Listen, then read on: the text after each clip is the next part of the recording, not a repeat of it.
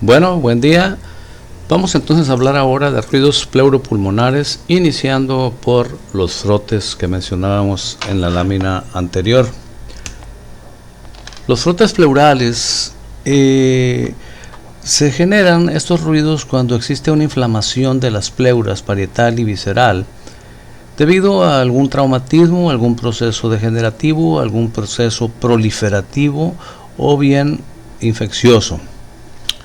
En estos casos, el líquido pleural se vuelve insuficiente para evitar el roce entre ellas, lo que origina pues la fricción y a su vez un ruido semejante al que se percibe al frotar el cabello con el diafragma del estetoscopio. Esto es, teniendo nosotros las olivas del estetoscopio puestas y con el diafragma tallar el cabello, ¿no? Es decir, escuchar a través del estetoscopio es un ruido semejante como lo vamos a escuchar ahorita. Recuerden que estos frotes pleurales pues se generan cuando el paciente tiene pleuritis o pleuresía, ¿no? Que es la inflamación de las pleuras y que esa inflamación pues hace que el líquido pleural no tenga la capacidad de lubricar los movimientos que hay entre pleura y pleura. Son bien localizados cuando se presentan, son superficiales, es decir, se escuchan fácilmente, tienen un timbre rasposo, grotesco, son dolorosos, el paciente se queja de que al inspirar le duele y al expirar también. Pedirles que tosan o el hecho de que estornuden es un martirio para ellos por el dolor que les causa. Recuerden que la pleura parietal tiene inervación de los nervios intercostales, mientras que la visceral tiene inervación sensitiva del nervio frénico, y pues el hecho de que friccionen va a generar molestias. Por lo regular los encontramos estos ruidos en ambos tiempos respiratorios, es decir, tanto en la inspiración como en la expiración. No se modifican con la tos, puesto que están fuera de los pulmones. Son casi exclusivos o se presentan con mayor claridad en las regiones basales de los pulmones, esto es de la cuarta vértebra dorsal hacia abajo, porque hay que recordar que las bases son más anchas que los ápex. Por lo tanto, en las bases, las pleuras visceral y parietal están más pegadas una a la otra. Recuerden que la cavidad pleural es una cavidad virtual en sí, ocupada por líquido, y pues en este sitio en donde el grosor del pulmón es mayor, pues esa cavidad virtual se hace todavía más pequeña y es más fácil que ocurran estos frotes. Bien, vamos a poner un ejemplo de cómo se escuchan estos frotes en un paciente con una pleuritis por tuberculosis.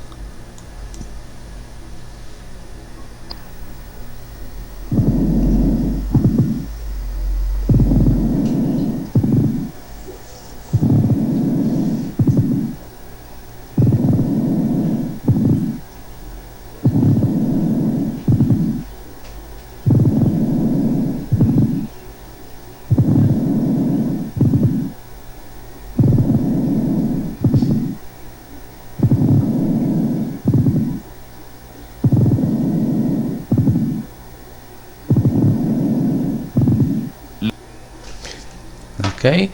Escuchan ustedes el frote, el roce rasposo, ¿sí? Como si dos superficies irregulares rozaran entre sí en un momento dado, tanto en la inspiración como en la expiración. Vamos a escucharlo nuevamente.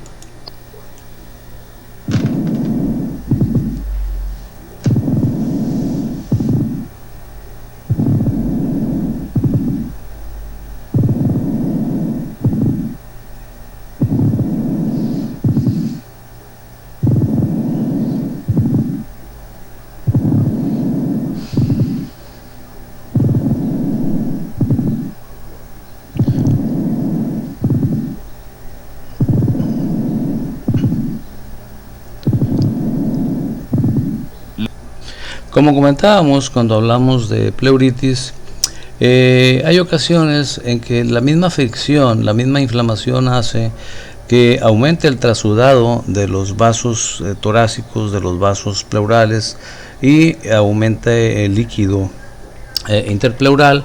Y al aumentar el líquido interpleural, entonces ya se humedecen más las pleuras y el frote se vuelve menos intenso.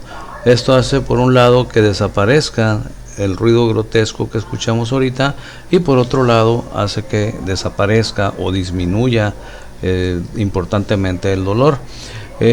Sin embargo, no hace que desaparezca la causa raíz, que decíamos puede ser un traumatismo, puede ser una enfermedad infecciosa, degenerativa o tumoral.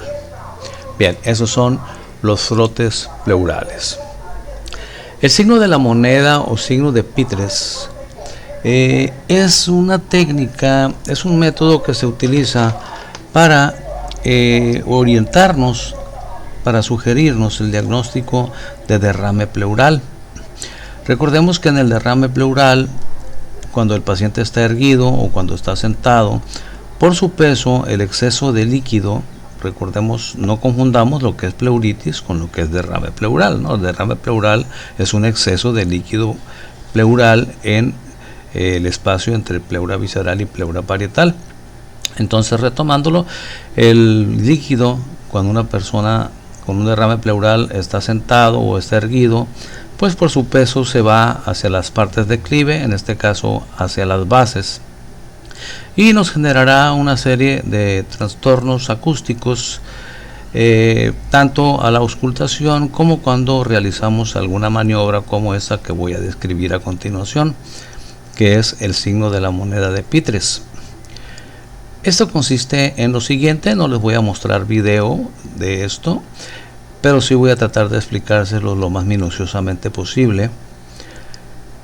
Toman ustedes una moneda más o menos grande, imagínense aquí en México una moneda de 10 pesos, la colocan planamente y firmemente sobre la cara posterior del tórax, en el sitio donde ustedes sospechan que tiene el derrame pleural. ¿Y por qué van a sospechar que tiene derrame pleural?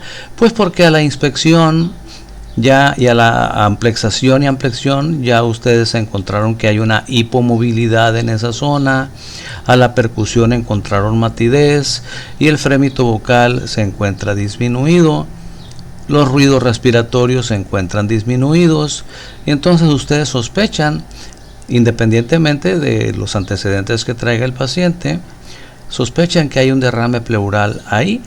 Entonces ustedes colocan la moneda, ¿sí? la colocan firmemente sobre la zona que consideran ustedes afectada y la golpean la moneda con el canto de otra moneda igual.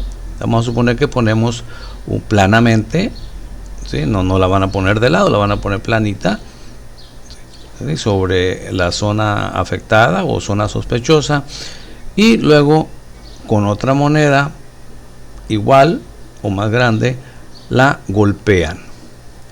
Para esto, a unos centímetros, a unos cuantos centímetros de el sitio donde pusieron ustedes la moneda, van a colocar su estetoscopio, van a colocar el diafragma de su estetoscopio. Para esto van a ocupar una tercera mano, lo cual pues nos obligará a pedirle a nuestra enfermera o al mismo paciente, en todo caso, que él sostenga el diafragma del estetoscopio en el sitio que le indiquemos, que repito, será un sitio que esté cerca de donde colocamos la moneda que vamos a golpear. El estetoscopio obviamente nos lo colocamos nosotros, nos colocamos las olivas y procedemos a golpear con el canto de la segunda moneda, ¿sí? Procedemos a golpear la moneda que está firmemente adosada al tórax en el área sospechosa. Normalmente, es decir, si lo que hay ahí abajo es parénquima pulmonar sano, se deberá de escuchar un ruido sordo, seco, mate. Se escuchará un poc, poc, poc, poc, poc, poc, poc, poc. Pero si existe un derrame pleural, el tono va a cambiar.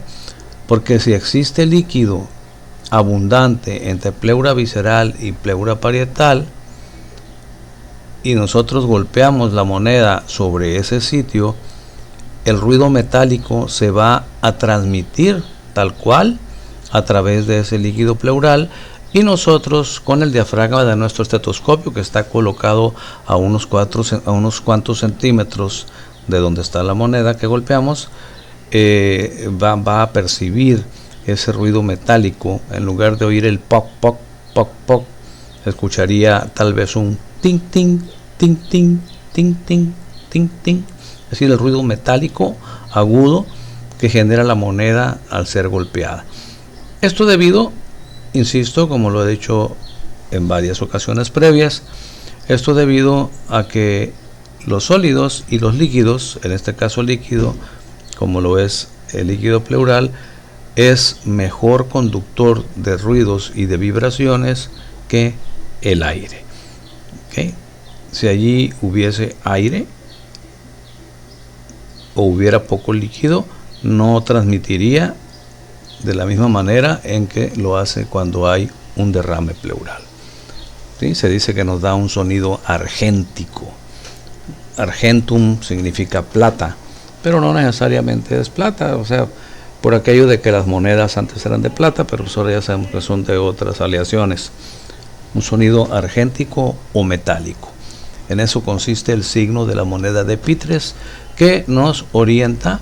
Es una técnica de combinación de percusión con auscultación mediata y nos permite orientarnos hacia la posible presencia de un derrame pleural. Bien, aquí terminaríamos nosotros la primera vuelta. Les comentaba cuando iniciamos el tema que la auscultación de tórax respiratorio se hace en 2 vueltas o 2 etapas. Les decía que primero vamos a auscultar el murmullo vesicular con sus componentes glótico, alveolar y sus posibles ruidos agregados, como son los soplos, como son los estertores que ya mencionamos previamente. Y dijimos que en una segunda vuelta o en un segundo tiempo vamos de nuevo a auscultar el tórax, pero ahora vamos a auscultarlo igual con el estetoscopio, con el diafragma, pero no cuando el paciente inspira profundamente, sino cuando el paciente habla. Si leemos el texto, nos dice: como el gas es mal transmisor de ruidos y vibraciones, cuando auscultamos el tórax mientras el paciente habla, ¿sí? Le pediremos al paciente que cada vez que le pongamos el estetoscopio en su tórax repita una palabra resonante. Una palabra resonante que puede ser la misma que le pedimos cuando palpamos el frémito. 33, 1, mundo, 99, cualquiera de esas. Nada más que ahora, en lugar de palpar, vamos a escuchar, vamos a auscultar. Y le diremos que cada vez que coloquemos el estetoscopio sobre su tórax, repita la misma palabra con la misma intensidad, con la misma fuerza, con el mismo tono, y nosotros escucharemos la transmisión de la voz hacia la pared torácica, la cual normalmente debe percibirse desarticulada, confusa, lejana. Sin embargo, hay algunas patologías pleuropulmonares que modifican esta transmisión, que ahorita vamos a hablar de ellas. ¿Okay? Desde luego que la transmisión de la voz pues estará condicionada, número 1, por el hecho de que haya alguna patología, y número 2, estará condicionada también por los mismos factores que condicionan la transmisión del frémito vocal, como es el grosor de la pared torácica, la distancia que hay entre los sitios donde estamos escuchando con la glotis, ¿okay? El tono, el timbre de la voz de nuestro paciente y la consistencia del parénquima pulmonar. Están bien identificadas algunas patologías que nos generan alteraciones en la resonancia de la voz transmitida en el tórax.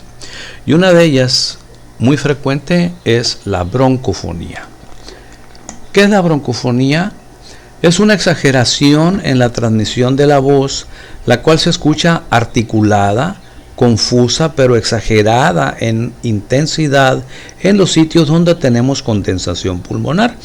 Es decir, si colocamos nosotros el diafragma de nuestro estetoscopio en un sitio con neumonía, en un sitio donde hay un proceso de condensación pulmonar, escucharemos esas palabras que va a decir el paciente con mayor intensidad, con mayor claridad, ¿okay? Debido a que pues las secreciones que están dentro de esos alveolos son mejores transmisoras que si hubiera aire. Obviamente, si palpamos el frémito, ya vimos que el frémito vocal en los sitios donde hay neumonía está aumentado. Bueno, pues en el caso de la auscultación de la voz, el sitio donde nosotros vamos a palpar la pectoriloquia, acuérdense que pectoriloquia es el hecho de que se transmita la voz hacia la pared torácica, pectus, pecho, loquius, palabras, ¿sí? Palabras en el pecho o pecho que habla. Entonces, en el caso de los síndromes de condensación pulmonar, como es la neumonía, además de encontrar un frémito aumentado, además de encontrar matidez a la percusión, además de encontrar hipomovilidad a la ampliación y a la amplexación, seguramente a la auscultación de la voz encontraríamos broncofonía. En este caso que vamos a escuchar ahorita, se trata de un paciente con neumonía y vamos a escuchar primero cómo se escucharía en un paciente normal cuando le pedimos que diga 99. ¿Sí? Cuando le pedimos que diga 99 en un paciente con pulmones normales, se escucharía así.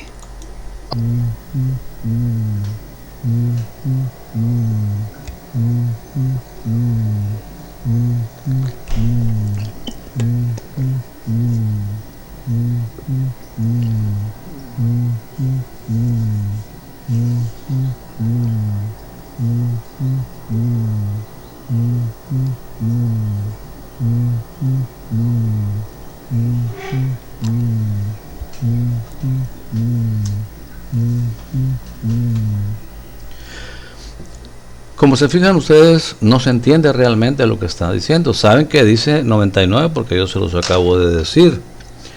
El sonido del audio no está tan alto como el sonido de mi voz por cuestiones del mismo audio que está incorporado a la presentación. Por eso fue que les sugerí que lo escucharan con audífonos para que fuera más claro.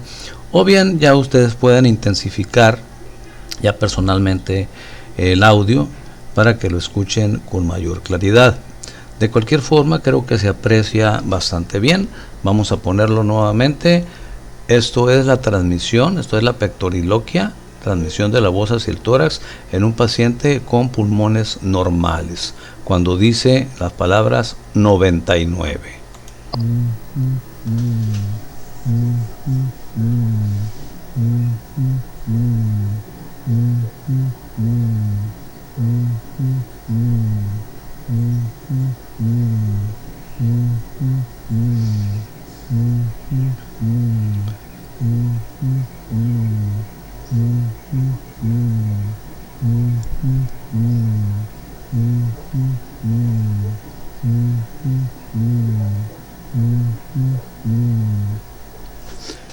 Bien, ahora vamos a poner el caso de un paciente que tiene un foco de condensación, un foco neumónico, y le pedimos que diga 99 y escucharemos esto.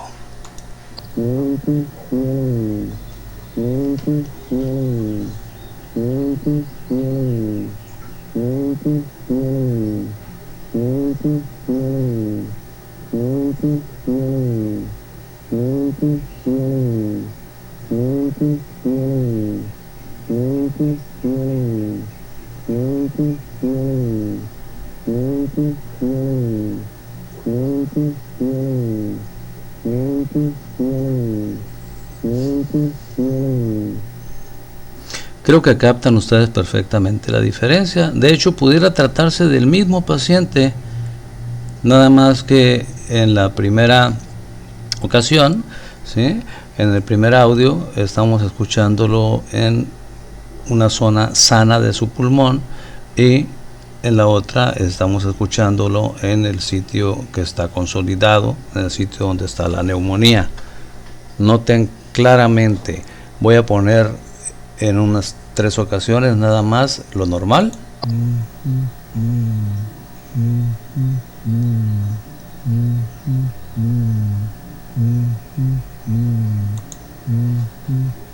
Y ahora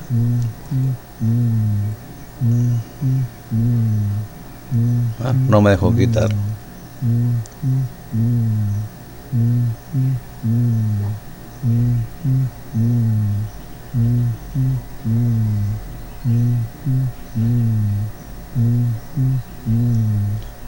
Ahora escuchen el 99 en la zona de condensación.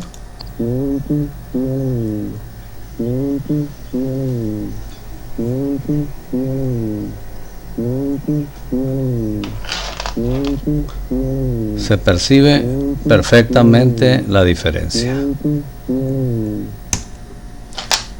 Bien. En pacientes que tienen derrames pleurales también, ¿sí? Ahorita lo que escuchamos, la broncofonía, es en pacientes con neumonía.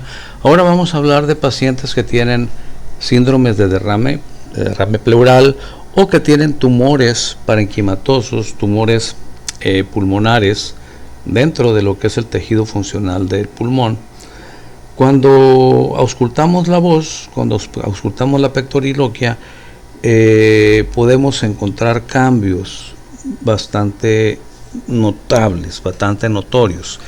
Si ya por los métodos de exploración aplicados previamente, como es la inspección, la amplexión, la amplexación, la percusión, el frémito vocal, nosotros nos estamos orientando a que haya un derrame o que haya un tumor, podemos todavía orientarnos más, ¿sí? O estar más seguros de que estamos sobre el diagnóstico correcto cuando escuchamos lo que se conoce como egofonía. La egofonía también se le llama voz telefónica, ahorita vamos a ver por qué, o se le llama voz de cabra, porque su característica es que la voz se escucha lejana, vibrante, como si fuera un balido, estridente y aguda. ¿Okay? Se le llama voz telefónica porque pues antes de que la tecnología avanzara, cuando teníamos nada más los teléfonos de casa y hacíamos una llamada de larga distancia, la voz se escuchaba por allá, muy lejos. Claro que eso ya actualmente no sucede, pero vamos a ver en qué consiste la egofonía. Pongan mucha atención. Primero voy a poner a el paciente en una zona donde el parénquima pulmonar está sano, y le voy a pedir simplemente que diga la letra I. Es decir, el paciente va a decir I. ¿Sí? Le voy a decir que cada vez que le coloque o el estetoscopio diga la letra I, o le coloco el diafragma y le pido que repita varias veces la letra I. Si lo estoy colocando sobre parénquima sano, la voz se transmitirá a través del parénquima normal y esa letra I la escucharemos así.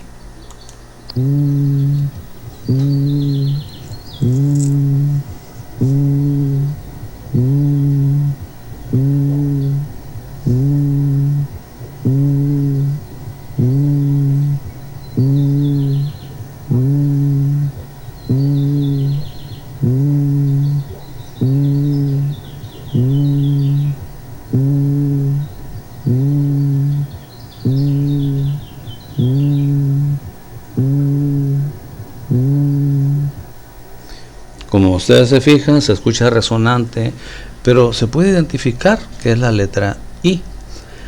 Ahora, si el paciente tiene un derrame pleural o un tumor, y nosotros auscultamos sobre esa región que se encuentra alterada, le pedimos que diga la letra I y entonces escucharíamos lo que conocemos como egofonía.